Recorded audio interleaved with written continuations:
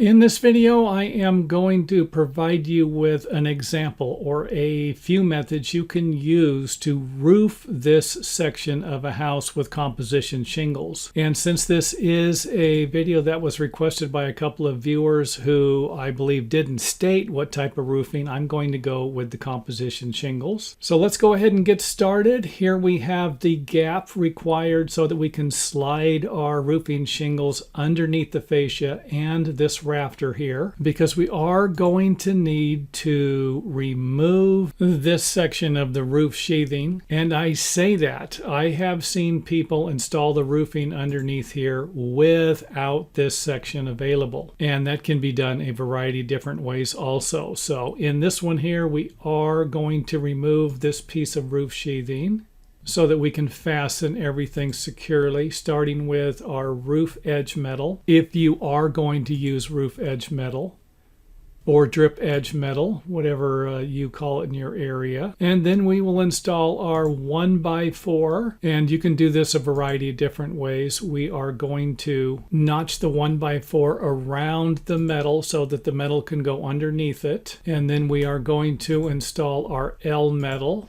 And this is 3 inches by 3 inches metal we're using. And then we will put our Z-bar metal on top, or flashing metal, and it will need to be cut to fit in this area. And I'll leave that up to you too, because this area shouldn't get wet from above, and that'll make more sense as we progress through the video. And you can see here how any water that was to get in this area here would go over the flashing down here and then off of the roof, and at least that's the general plan here. And even though I'm not showing the nailing, you can put one nail in here to keep this piece of metal in place. No nails on here if that can be avoided, and then no nails in this area here, and then you could always put 1 or 2 nails up here to hold the flashing in place. And the same thing with the roof edge metals. You can put nails on the top and probably space them out every 4 feet, something like that. And here I went ahead and put a block, and you don't have to. You can try and stucco this area with siding in there, do whatever you want. And even though I'm not putting paper behind here, you can put it back there, or you can just simply start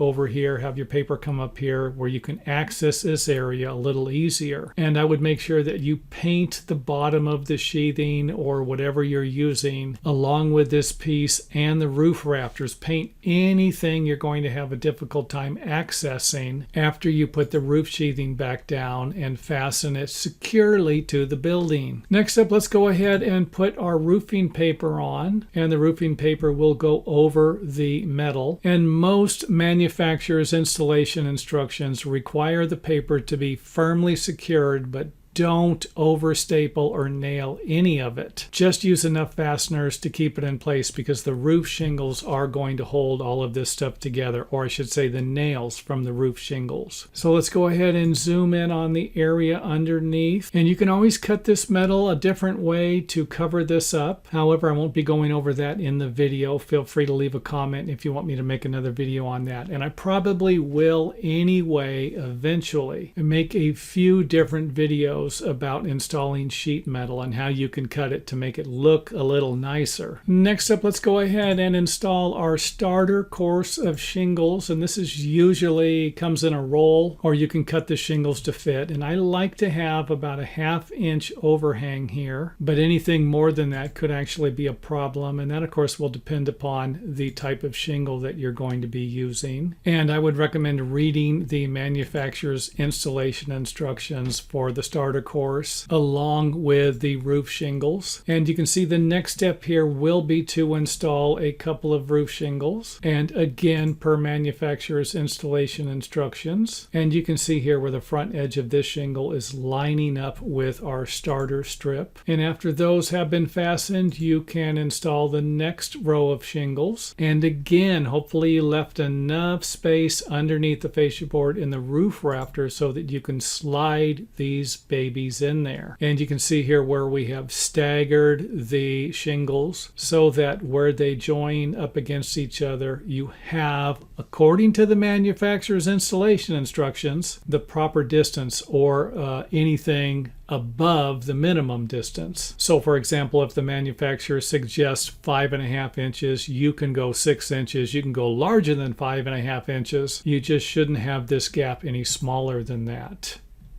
And this area here is a little tricky. You might need to modify it according to your project. However, we are going to go ahead and install the next shingles and make sure that they are firmly attached. And then we can go ahead and install our roof sheathing. However, keep in mind that you might need to make some modifications here like we needed to do. We needed to cut this so that the roof sheathing wouldn't be sitting on top of our shingles. And that will make more sense depending upon your project. And here's a view of what it would look like from underneath.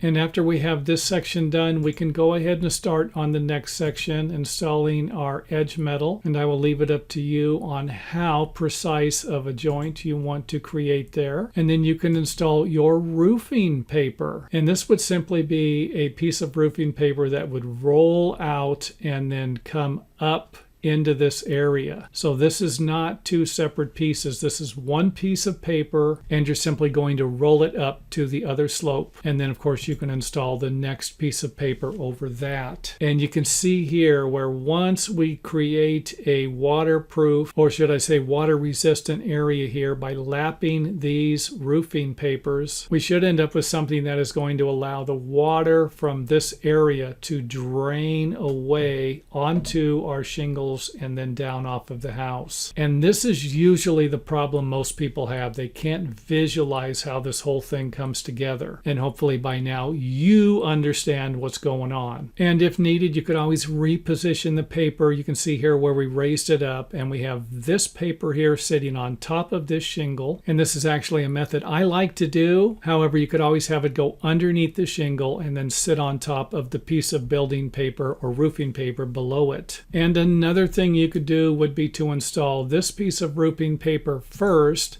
and then this piece of roofing paper, if you think that's going to work out better for you. And some of the shingles might need to be cut a little different to make them line up with the other shingles also. My job won't be to provide you with every single thing you're going to need to solve every single problem on all of the roofs out there in the world. Yet hopefully it will provide you with a good start along with a fundamental understanding of something that might work well for your project. So after we have laid the paper down, we got it where we want it, we can go ahead and install our first shingle. And again, you could install this shingle first or this one first. Then we can install the next shingle. And again, these shingles can always go up higher too. I just have it stopping here for illustration purposes. So we've installed this one, and then this one goes on top.